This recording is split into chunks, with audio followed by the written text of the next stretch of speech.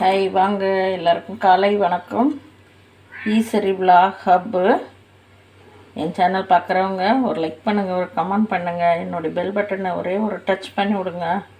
பாருங்கள், இன்றைக்கி ரொம்ப டேஸ்ட்டாக ஒரு குழம்பு வைக்கலாம். இது காராமணி. இந்த காராமணி வச்சு சூப்பராக ஒரு குழம்பு செய்யலாம். 2 டம்ளர் தான் ஊற வச்சேன். எவ்வளோ இருக்குது பாருங்கள். 2 டம்ளரு நைட்லேயே ஊற வச்சிடணும். ஊற வச்சுட்டு ஒரு 4 முறை கழுவி நல்லா தண்ணி ஊற்றிக்கணும். ஒரு காரத்துக்காக ஒரு ஸ்பூன் மிளகாத்தூள் போட்டுக்கலாம். நம்ம குழம்பு மிளகாத்தூள் தேவைக்கேற்ற அளவுக்கு ஒரு ஸ்பூனு, பெரிய ஸ்பூனில் ஒரு ஸ்பூன் உப்பு போட்டு இன்னும் இது 2 ஸ்பூன் தண்ணி ஊற்றி நல்லா ஒரு 5 விசில் விட்டுறலாம். வாங்க அதுக்கப்புறம் என்ன செய்யலான்னு பார்க்கலாம். இந்த குழம்புக்கு தேவையானது, இது காராமணி குழம்பு பாருங்கள். தேங்காய் தேவையான அளவு அரை மூடி போட்டால் ஒரு 7 பேர் சாப்பிட்லாம். சின்ன வெங்காயம் ஒரு 50 வெங்காயம், பூண்டு ஒரு 5 பூண்டு பல், புளி கொஞ்சம், தக்காளி 2, கத்திரிக்காய் ஒரே உருளைக்கிழங்கு வச்சுக்கலாம், பச்சை மிளகா 1. இப்போ இதெல்லாம் ரெடி பண்ணிவிட்டு தாளிச்சு விடலாம் வாங்க.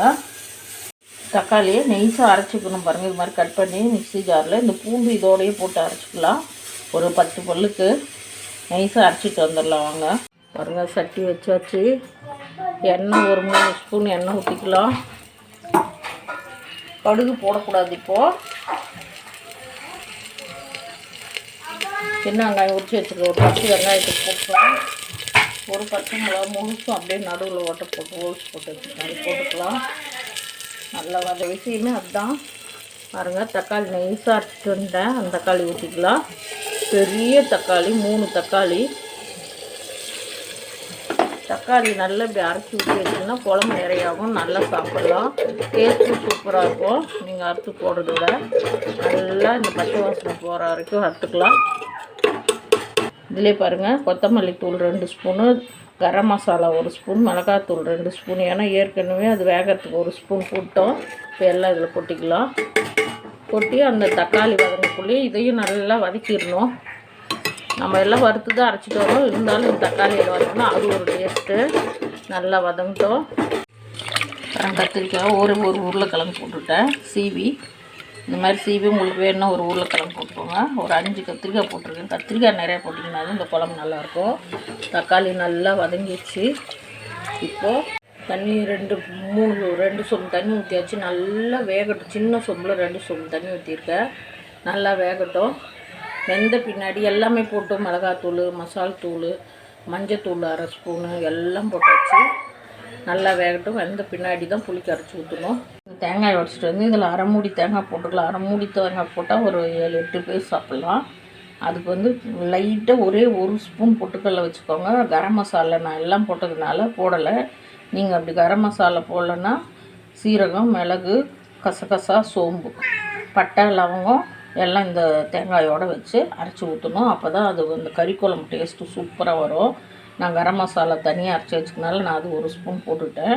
நீங்கள் கரம் மசாலா இல்லாதவங்க கட்டாயம் சீரகம், மிளகு, சீரகம் 1/4 ஸ்பூனு, மிளகு 1/4 ஸ்பூனு, கசகசா 1 ஸ்பூனு, சோம்பு 1 ஸ்பூனு, பட்டை 2, லவங்கம், சோம்பு இந்த கறிக்குழம்புக்கு தேவையானதால் கொஞ்சம் லைட்டாக வச்சு அந்த இதுலேயே தேங்காயிலே அரைச்சி ஊற்றி வைங்க. சூப்பராக இருக்கும்.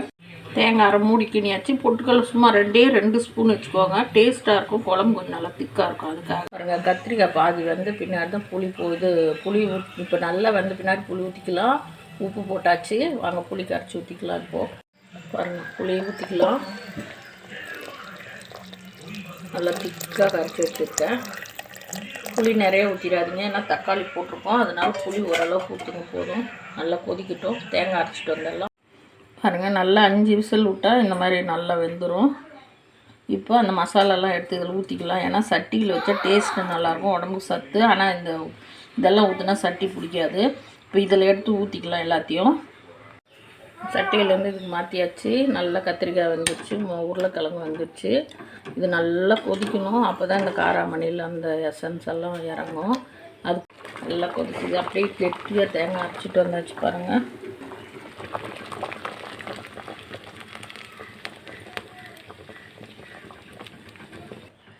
நல்லா கொதிச்ச பின்னாடி தாளிச்சு இறக்கலாம். அவ்வளோதான். நல்லா கொதிக்கட்டும். கலரெல்லாம் மாறி இந்த நுரையெல்லாம் அடங்குச்சுன்னா குழம்பு ரெடி. எல்லாம் வச்சு நான் நல்லெண்ணெய் ஊற்றிருக்கேன். உங்களுக்கு என்ன எண்ணெயோ அது ஊற்றிக்கோங்க. 1 ஸ்பூனு கடுகு, 2 வெந்தயம், 2 சீரகம், 2 உளுத்தம்பருப்பு, வெங்காயம், கட்டாய் பெருங்காயம் பூண்டு போடணும். எண்ணெய் தட்டைப்பயிறு வாய்வு.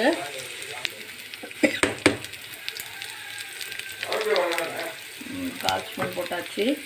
வெங்காயம்லாம் வதங்கிச்சு. இப்போது இந்த குழம்பு ஒரு 2 கரண்டி எடுத்து ஊற்றிக்குவோம். ஏன்னா வானல்ல எல்லாம் ஒட்டியிருக்கோம். ஒரு கொதி வந்துட்டு பெருங்காயெல்லாம் போட்டு வதக்கிட்டு இல்லைங்களா, அதனால் இப்படி குழம்பு எடுத்து இப்போ இது எடுத்து அதில் ஊற்றிடலாம். குழம்புல ஊற்றிடலாம். சும்மா கொஞ்சோண்டு வேஸ்ட் பண்ணக்கூடாது இல்லைங்களா. அவ்வளோதான், குழம்பு ரெடி.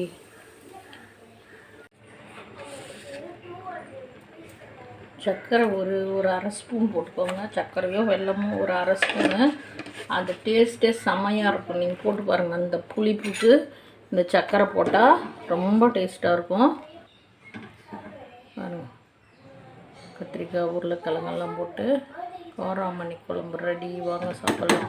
ரெடி ஆகிடுச்சு. இப்போ கொத்தமல்லி தழை கொஞ்சம் வேணுங்கிற அளவு தூவி அவ்வளோதான், இறக்கிடலாம். குழம்பு ரெடி ஆகிடுச்சு.